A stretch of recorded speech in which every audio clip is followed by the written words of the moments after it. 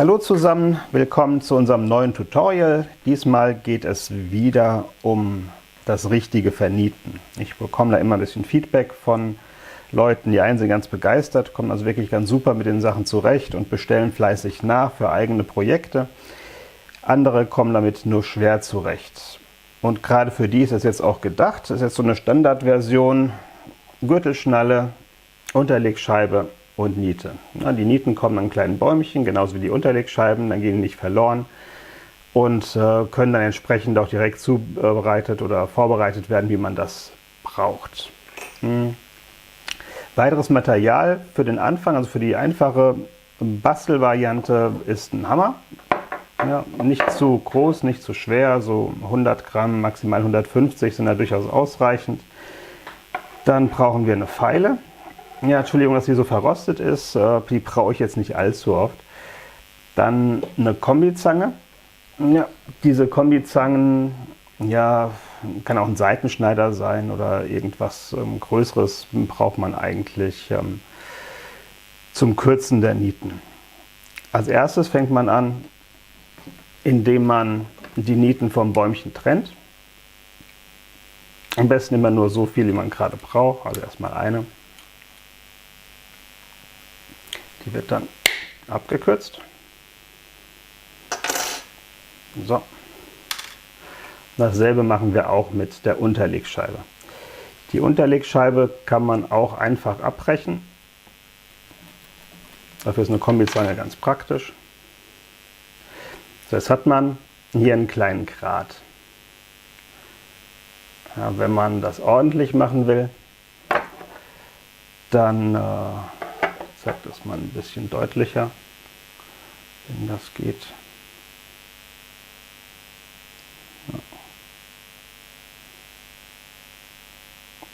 Ja, die hat jetzt so einen kleinen abgeknipsten Grat, der ein bisschen hinderlich ist, wenn man jetzt schöne Kleidung trägt, dass eventuell Fäden gezogen werden. Sollte man ein bisschen schöner machen. So.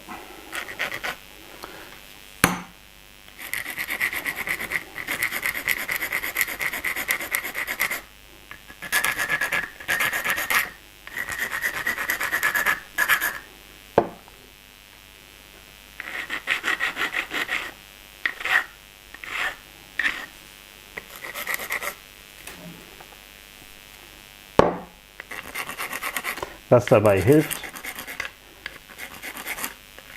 ist sich ein bisschen Zeit zu nehmen.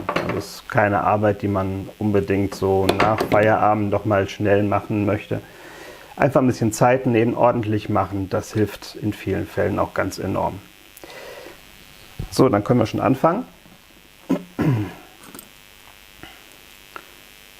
Das Leder ist hier entsprechend schon vorbereitet mit den Löchern, kann man mit einer Lochzange machen oder auch mit einem Bohrer, wenn es sein muss. So.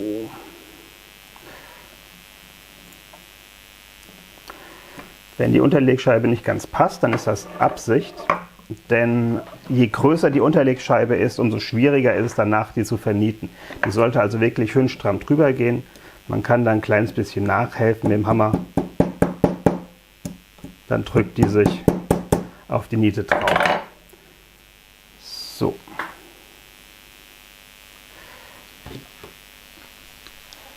Dann wird die Niete eingekürzt. Darum war es am Anfang auch eigentlich egal, wo man die Niete abschneidet.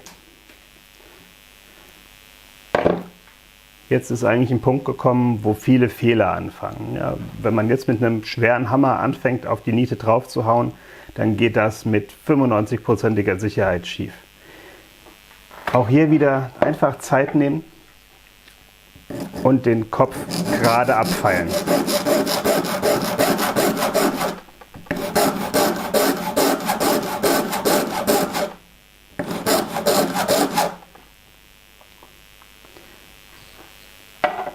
So, schauen wir noch mal, ob man das ein bisschen besser einfangen kann. Ja, der Nietkopf darf in dem Fall nur ganz wenig über die Unterlegscheibe überstehen. Das ist vielleicht ein halber Millimeter oder sowas. Und ist wirklich auch entscheidend für die Vernietung.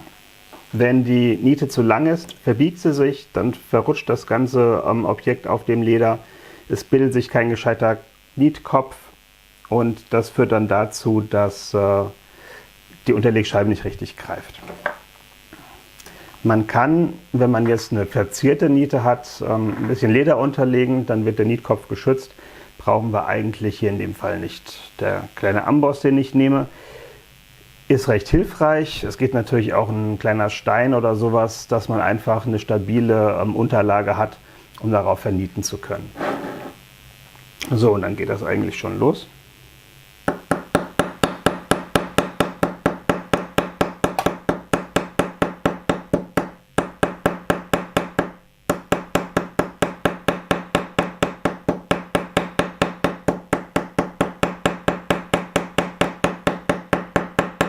Man verwendet dabei die Schmalseite des Hammers. Dadurch kann man schön die Kanten des Nietkopfs ein bisschen auftreiben und über der Unterlegscheibe aufweiten. Wenn man jetzt nur gerade drauf haut mit der breiten Seite vom Hammer, dann funktioniert das nicht. Also man muss wirklich schön den Nietkopf ein bisschen modellieren, schön seitlich draufschlagen.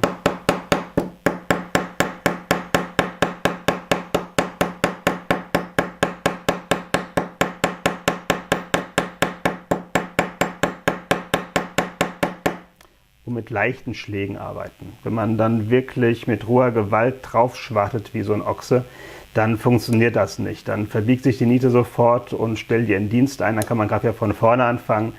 Also Leute, macht's mit Gefühl, lasst euch Zeit, nehmt euch einen leichten Hammer, kein so schweres Ding. Das sind wirklich elementare Sachen für ein gutes Ergebnis. So, ich gucke nochmal, ob ich das scharf stellen kann.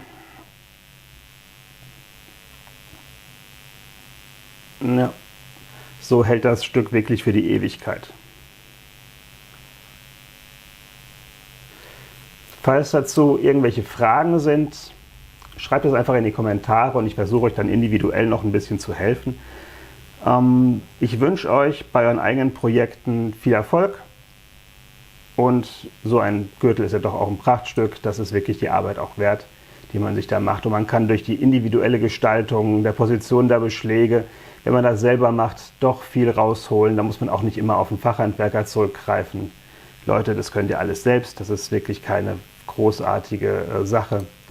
Dann wünsche ich euch viel Erfolg beim Experimentieren und viel Freude mit euren neuen Sachen. Macht's gut!